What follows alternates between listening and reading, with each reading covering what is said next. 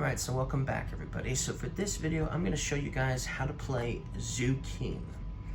Now this is a pretty fun, simple zoo building game for sure. The way it's going to work is, at the start of the game, everybody is going to get to choose one of these, either a staff or a facility card, okay? A staff or a facility card that has this infinity icon on it. That's what it's called, the infinity icon, especially for this game, okay? And at the beginning of the game, everyone's gonna get a chance to choose one of these kinds of cards. Now, everybody will start with a certain amount of money. They're all going to start with about, well, right now it's 1,000 money. So 500, two 200s, and 100, that makes 1,000 money. So everybody starts with 1,000 money. Now, when they choose a starting facility or staff at the beginning of the game that has this icon on it, they still have to pay the fee if there is one.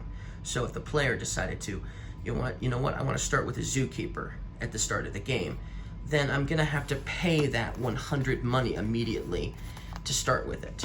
Some cards are free, like the mascot, it's free. It comes with the Souvenirs expansion, for instance. But there are other cards you could potentially start with too.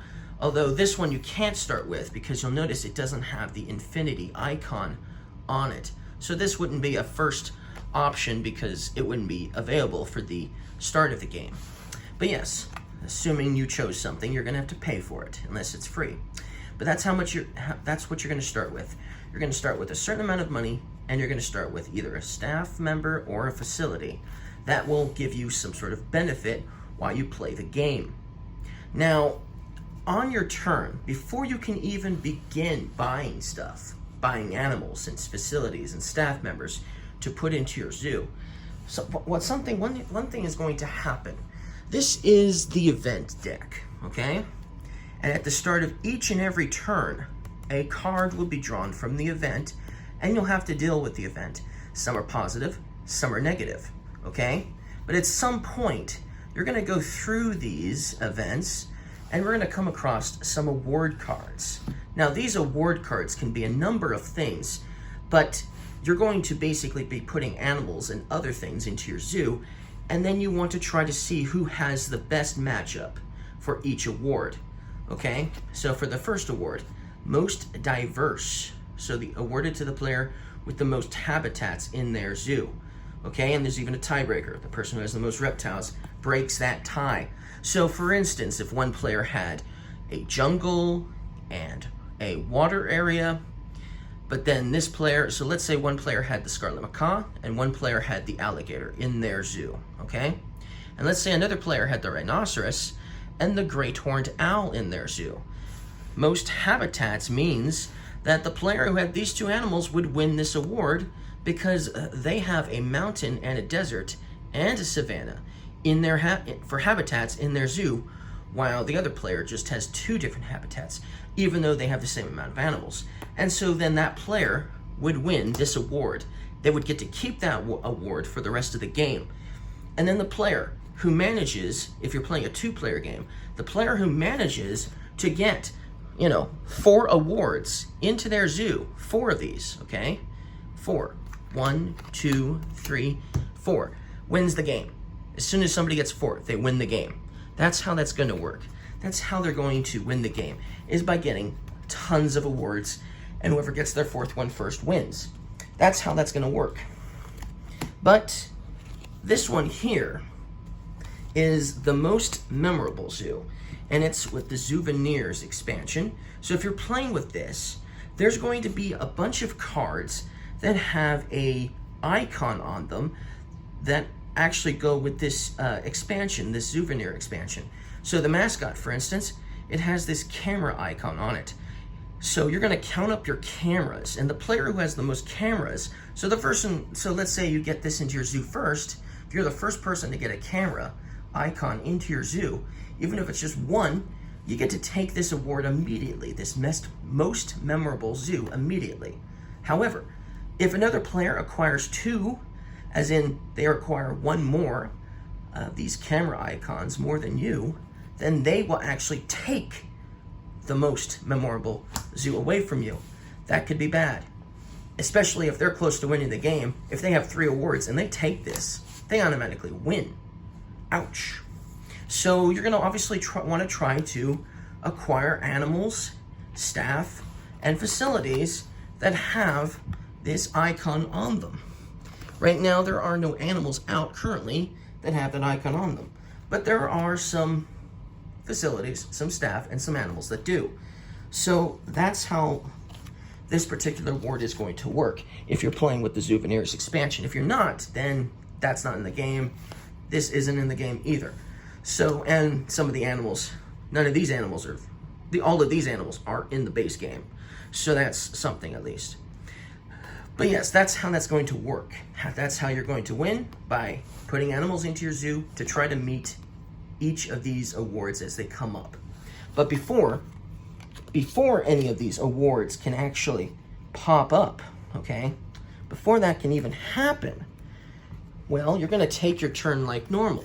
So let's talk about how the flow of turns work now that I've explained how the game is going to end. So first, you're going to draw the top event card. Ooh, and it's a bad one. Animal Escape, code red. You must discard one of your animal cards. So if you got this first in the beginning of the game and you had no animals, then you can ignore it. This is an event that does not affect you because you don't have any animals yet. However, if you did get this, okay, you're going to want to obviously hopefully have something you can protect yourself with. If you were the player who started with the security guard, this protects you from animal escapes. So then you could ignore this card if you had a security member, a security card to protect you. But if you didn't have that and you had some animals in your zoo and one of them got out with this code red, which is the actual thing they would say. If a dangerous animal was to exit and escape its enclosure, it would be code red, okay? A dangerous. Scarlet Macaw, not dangerous necessarily, right? So a code red wouldn't be called for it. But thematically, if it was like the alligator, it escaped. Code red, for sure. So, and then you would lose the animal. So you'd have to discard it from your zoo and you'd lose it. That's a problem, obviously. So that's something that could happen. That's one of the potential events that you could get that could obviously happen. So that's an event you could get. So then, regardless of whether you got hurt by this or not, then the turn would proceed. You get 2 actions per turn, 2 actions, okay? You first deal with the event, then 2 actions. So what can you do on your turn, action-wise? Well, you can purchase a card.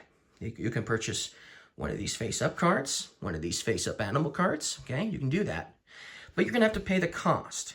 So this one, if you take this one, it's free to take. And you get 100 money for each habitat in your zoo. So in the beginning of the game, you don't have any animals. That's not a good first buy.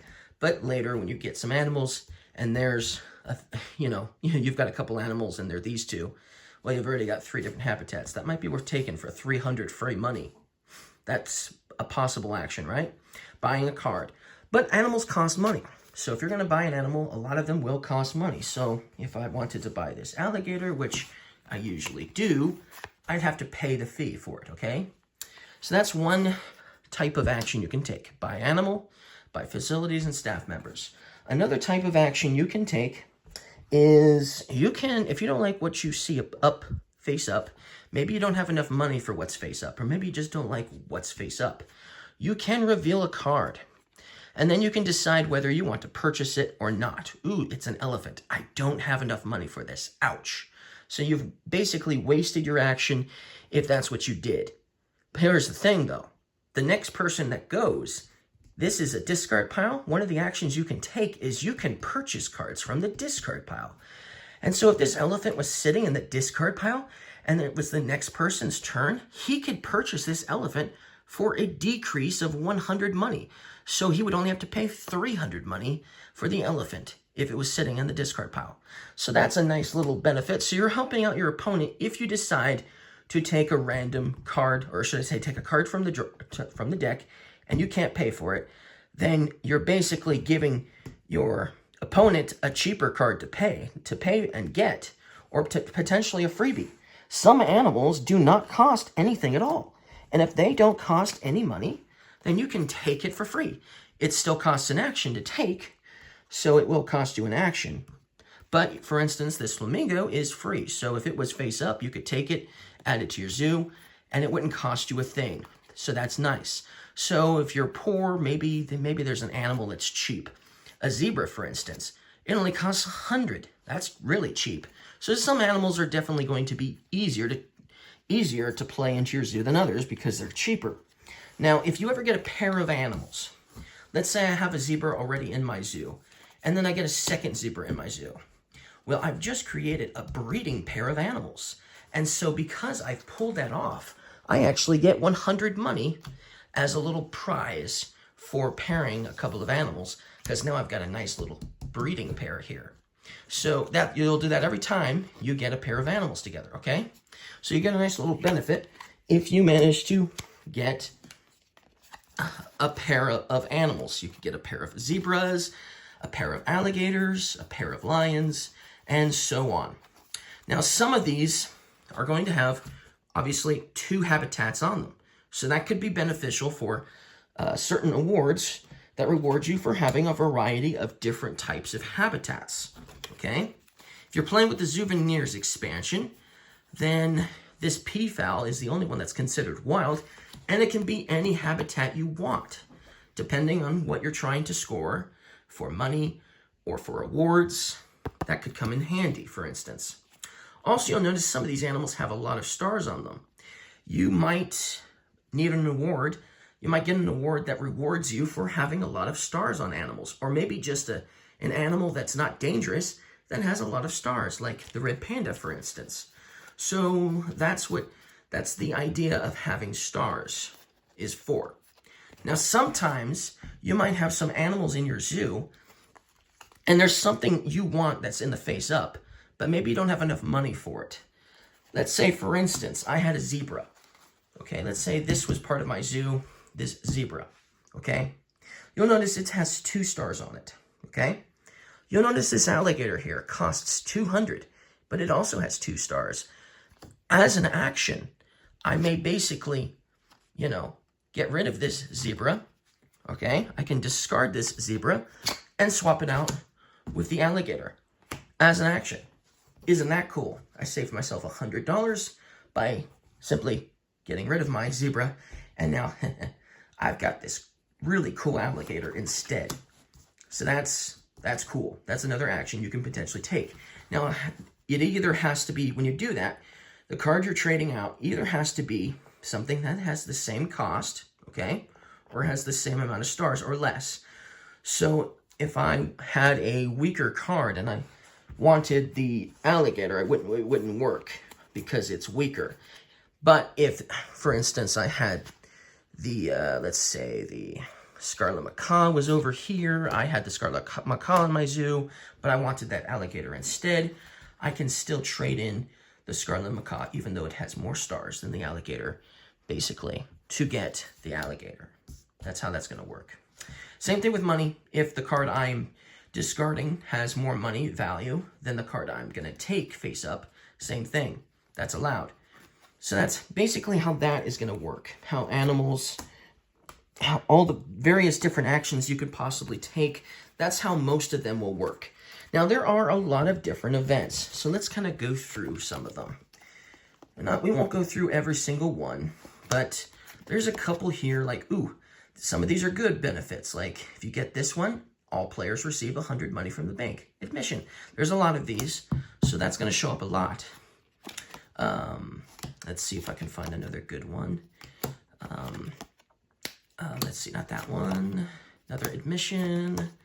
Another admission. Hold on. There's a lot of emissions, like I said. Exhibit exchange. This is one of the worst ones you can get. Because when you get this, you and an opponent has to trade an animal at random from your zoo. So if you have a lot of cool animals and you spent a lot of money on them and your opponent bought all the cheap animals, this is horrible. You're exchanging one good animal for one horrible animal. That could be bad, depending on, which player you are.